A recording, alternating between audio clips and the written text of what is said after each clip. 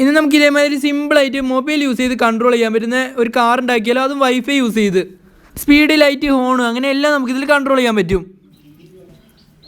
മെയിനായിട്ട് നമ്മൾ യൂസ് ചെയ്യുന്ന ബോർഡ് ഏതാണെന്ന് വെച്ചാൽ ESP8266 എന്ന് പറയുന്ന ബോർഡാണ്. അപ്പോൾ ആർഡിനോയിൽ കമ്പയർ ചെയ്യുമ്പോൾ ഇതിൽ ഇൻബിൽഡ് വൈഫൈ വരുന്നതാണ്. ESP30 നോക്കിയാൽ ഇൻബിൽഡ് വൈഫൈയും ബ്ലൂടൂത്തും വരുന്നതാണ്. ഞാൻ ഫസ്റ്റ് ഈ ബോർഡ് യൂസ് ചെയ്യാമെന്നാണ് വിചാരിച്ചത്. പക്ഷേ നമ്മൾ കഴിഞ്ഞ വീഡിയോയിൽ ഇട്ടിരുന്നു, അത് കംപ്ലൈൻ്റ് ആയിപ്പോയി. വൈഫൈയും ബ്ലൂടൂത്തും എനേബിൾ ആവില്ലായിരുന്നു. അപ്പോൾ ഇതൊരു IoT പ്രോജക്റ്റൊക്കെ യൂസ് ചെയ്യുന്ന ബോർഡാണ്. മോട്ടർ കൺട്രോൾ ചെയ്യാൻ വേണ്ടി L298 എന്ന് പറയുന്ന മോട്ടർ കൺട്രോളർ യൂസ് ചെയ്യുന്നുണ്ട്.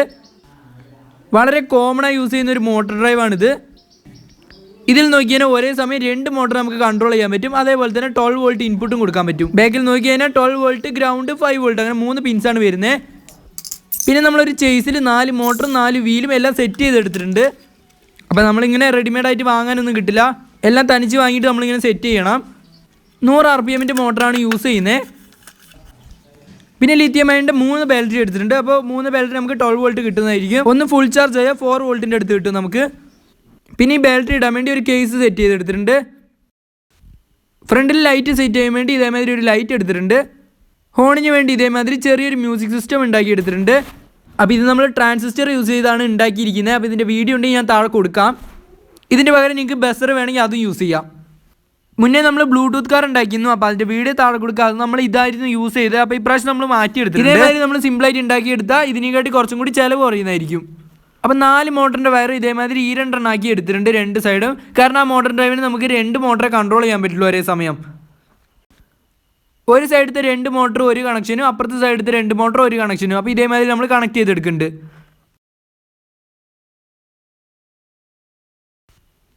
എന്നിട്ട് നമ്മുടെ മോട്ടർ ഡ്രൈവിൽ ഇതേമാതിരി കണക്ട് ചെയ്ത് കൊടുക്കുക 2 സൈഡും.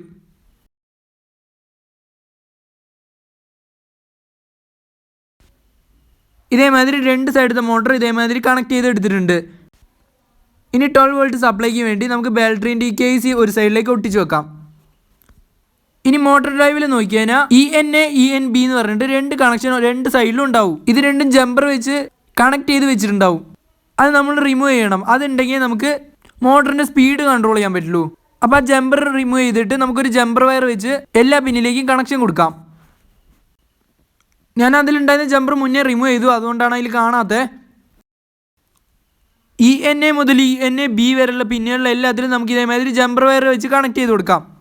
ഇനി നമ്മൾ ESPൻ്റെ ബോർഡ് എടുത്തിട്ടുണ്ട്. ഇതിൽ നമുക്ക് ആദ്യം തന്നെ പ്രോഗ്രാം ചെയ്യാവുന്ന പ്രോഗ്രാം വേണമെന്നുണ്ടെങ്കിൽ കമൻറ്റ് ചെയ്യുക, അല്ലെങ്കിൽ Instagram ID കൊടുക്കുക, അതിൽ മെസ്സേജ് അയച്ചാൽ മതി. ഞാൻ എല്ലാ ഡീറ്റെയിൽസും അയച്ചു തരുന്നതായിരിക്കും. ഇനി നോക്കിയാൽ നമ്മൾ ബാറ്ററീൻ്റെ കേസിൽ നിന്ന് നേരെ 12 വോൾട്ടിൻ്റെ സപ്ലൈ നമുക്ക് മോട്ടർ ഡ്രൈവിലേക്ക് കൊടുക്കാം. ബാറ്ററീൻ്റെ ഗ്രൗണ്ടിൽ നിന്ന് നമ്മൾ എക്സ്ട്രാ വയേഴ്സ് എടുക്കുന്നുണ്ട്. ഇത് എന്തിനാണെന്ന് വെച്ചാൽ നമുക്ക് ലൈറ്റിനും ഹോണിനും ഒക്കെ കൊടുക്കാനായിട്ടാണ്. അത് സെൻറ്ററിലുള്ള ഗ്രൗണ്ടിലേക്കും അതേപോലെ തന്നെ മോട്ടർ ഡ്രൈവിൻ്റെ 12 വോൾട്ടിലേക്ക് റെഡ് വയറും കണക്ട് ചെയ്യുക. ഇനി നമുക്ക് ഈ ബോർഡിൻ്റെ കണക്ഷനിലേക്ക് നോക്കാം. ഇതിൽ നോക്കിയാൽ D1 മുതൽ D9 വരെയുള്ള കണക്ഷൻസാണ് യൂസ് ചെയ്യുന്നത്.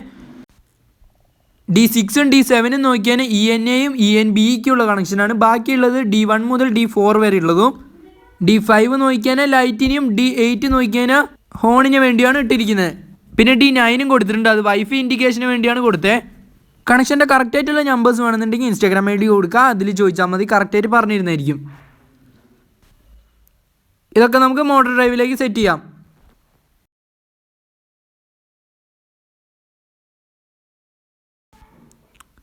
കണക്ഷൻസ് ഇത്രയേ ഉള്ളൂ, അത്ര കോംപ്ലിക്കേറ്റഡ് ആയിട്ടൊന്നുമില്ല, വളരെ സിമ്പിളായിട്ടുള്ള. പിന്നെ നമ്മൾ ഇൻബിൽഡ് വൈഫൈ യൂസ് ചെയ്യുന്നതുകൊണ്ട് തന്നെ വേറെ നമ്മൾ വൈഫൈ മൊഡ്യൂളും യൂസ് ചെയ്യുന്നില്ല. പിന്നെ എല്ലാം നമുക്ക് ഒട്ടിച്ച് സെറ്റാക്കി വെക്കാം. ഇനി നമുക്കിതിൽ ബാറ്ററി ഇട്ട് സെറ്റ് ചെയ്താൽ മാത്രം മതി. ലൈറ്റും കാര്യങ്ങളും നമ്മൾ ഫ്രണ്ട് കൊടുത്തിട്ടുണ്ട്.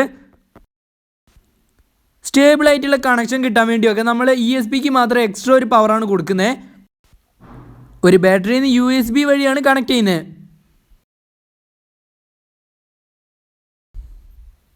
നിങ്ങൾക്ക് നോക്കിയാൽ കാണാൻ ഇൻഡിക്കേഷൻ ലൈറ്റ് കത്തുന്നുണ്ട്. 12 വോൾട്ട് ബാറ്ററി നമ്മൾ മോട്ടോർ സപ്ലൈക്ക് വേണ്ടിയാണ് കൊടുക്കുന്നത്. പിന്നെ ഒരു കാര്യം നോക്കുക, ESPൻ്റെയും മോട്ടോർ ഡ്രൈവിൻ്റെയും ഗ്രൗണ്ട് കോമൺ ആയിട്ട് കണക്റ്റ് ആയിരിക്കണം, എന്നാൽ മാത്രമേ ഇത് വർക്കാവുള്ളൂ. മോട്ടോർ ഡ്രൈവിൽ നിന്ന് പോകുന്ന ഒരു ഗ്രൗണ്ട് ESPയിലേക്ക് കണക്ട് ചെയ്താൽ മതി. ഇപ്പം എനിക്ക് നോക്കിയാൽ കാണാം മോട്ടോർ ഡ്രൈവിൽ ഇൻഡിക്കേഷൻ ലൈറ്റ് കത്തുന്നുണ്ട്. ഇനി മൊബൈൽ എടുക്കുക, അതിൽ നോക്കിയാൽ വൈഫൈയിൽ ESP8266 എന്ന് വന്നിട്ടുണ്ടാവും. അപ്പോൾ അതിലൊന്ന് കണക്ട് ചെയ്യുക. ചിലപ്പോൾ പാസ്വേഡ് ചോദിക്കും. അത് നമ്മൾ കോഡിൽ 1 2 3 4 5 6 8 വരെയാണ് നമ്മൾ കണക്ട് ചെയ്തിട്ട് ESP8266 എന്ന് പറയുന്ന ഒരു ആപ്ലിക്കേഷൻ കയറ്റുക. എന്നിട്ട് അതിലൊന്ന് പെയർ ചെയ്ത് കൊടുക്കുക. ഈ ആപ്പിൽ നോക്കിക്കഴിഞ്ഞാൽ ഇതിൽ തന്നെ സർക്യൂട്ട് ഡയഗ്രാമും കോഡും കാര്യങ്ങളൊക്കെ കൊടുത്തിട്ടുണ്ട്. ഞാൻ ഫസ്റ്റ് ഇത് യൂസ് ചെയ്താണ് ടെസ്റ്റ് ചെയ്ത് നോക്കിയേ. അപ്പോൾ നമുക്ക് കറക്റ്റ് ആയിട്ടുള്ളൊരു റിസൾട്ട് കിട്ടിയില്ല. കാരണം അതിൽ വേറൊരു മോട്ടോർ ഷീൽഡാണ് യൂസ് ചെയ്തിരിക്കുന്നത്. അപ്പോൾ നമുക്ക് കണക്ഷൻ കറക്റ്റ് ആയില്ല. അതുകൊണ്ട് തന്നെ മാറ്റി കയറ്റിയിട്ടുണ്ട് ഇപ്പോൾ. അപ്പോൾ ഇനി നമുക്കിതൊന്ന് ടെസ്റ്റ് അടിച്ച് നോക്കാം. അടിപൊളിയായി തന്നെ വർക്കാവുന്നുണ്ട്. ഇതിൽ നോക്കിയാൽ നമുക്ക് സ്പീഡും കാര്യങ്ങളൊക്കെ അഡ്ജസ്റ്റ് ചെയ്യാനും പറ്റും. നല്ല രീതിയിൽ എല്ലാ ഭാഗത്തു കൂടിയും പോകുന്നുമുണ്ട്. അപ്പോൾ അടിയിലാണ് ചെറിയ ഓണിൻ്റെ ആ സെറ്റപ്പ് ചെയ്തിരിക്കുന്നത്. അപ്പോൾ ഇതിന് പവർ ലേശം കുറവുണ്ട്, അതുകൊണ്ട് സൗണ്ട് ലേശം കുറവുണ്ട്.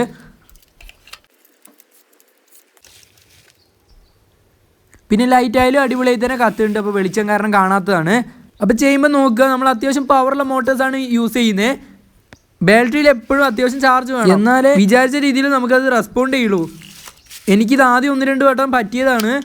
കണക്റ്റിംഗ് ഇഷ്യൂ വരിക, ഓട്ടോമാറ്റിക്കായി പോകുക, പിന്നെ സ്റ്റക്ക് ആകുക, സ്ലോ, ഇങ്ങനെ കുറേ ഇഷ്യൂ വരും. അപ്പോൾ ബാറ്ററി ഫുൾ ചാർജ് ആയിട്ട് തന്നെ എപ്പോഴും വെക്കാൻ വേണ്ടി നോക്കുക.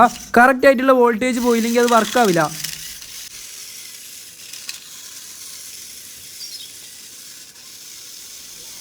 എന്തായാലും അടിപൊളിയായി തന്നെ സാധനം വർക്കാവുന്നുണ്ട്.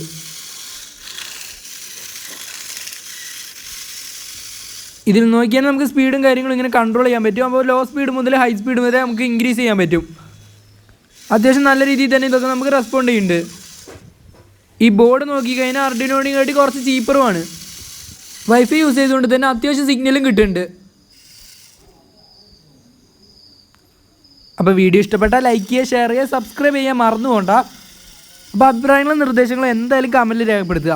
ഡൗട്ട് ഉണ്ടെങ്കിൽ അതിൽ ചോദിച്ചാൽ മതി, റിപ്ലൈ വരുന്നതായിരിക്കും. അല്ലെങ്കിൽ ഇൻസ്റ്റാഗ്രാം ഐ ഡി കൊടുക്കുക, അതിൽ ചോദിച്ചാൽ മതി. അപ്പോൾ നമുക്ക് പുതിയ വീഡിയോയിൽ കാണാം.